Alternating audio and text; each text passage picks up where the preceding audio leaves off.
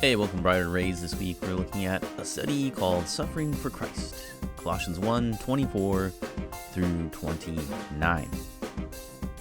Now, one of the areas of theology I believe that the common churchgoer today has really a serious lack of understanding is the doctrine of suffering.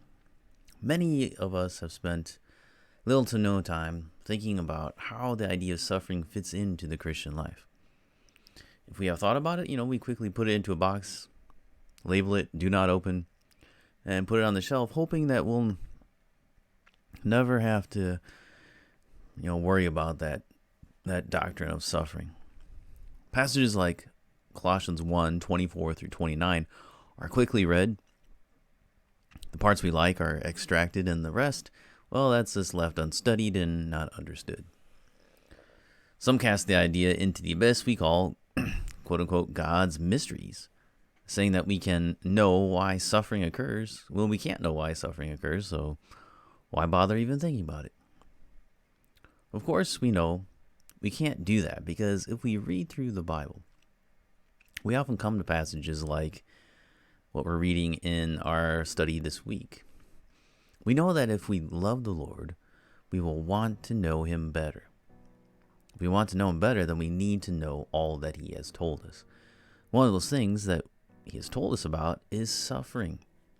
The author of the book of Colossians had no choice but to have a thorough theology of suffering. Paul's conversion story from Acts chapter 9 reminds us of why Paul often talked about suffering. Let me read you from Acts chapter 9.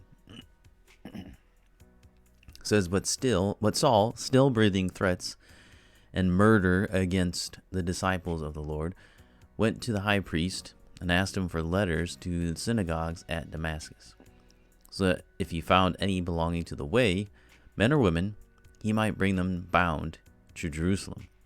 Now as he went on his way, he approached Damascus, and suddenly a light from heaven shone around him. And falling to the ground, he heard a voice saying to him, Saul, Saul, why are you persecuting me? And he said, who are you, Lord? And he said, I am Jesus, whom you are persecuting. But rise and enter the city, and you will be told what you are to do. The men who were traveling with him stood speechless, hearing the voice, but seeing no one. Saul rose from the ground, and although his eyes were opened, he saw nothing.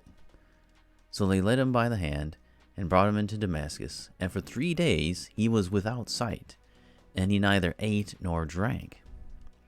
Now there was a disciple at Damascus named Ananias. The Lord said to him in a vision, Ananias, and he said, Here I am, Lord.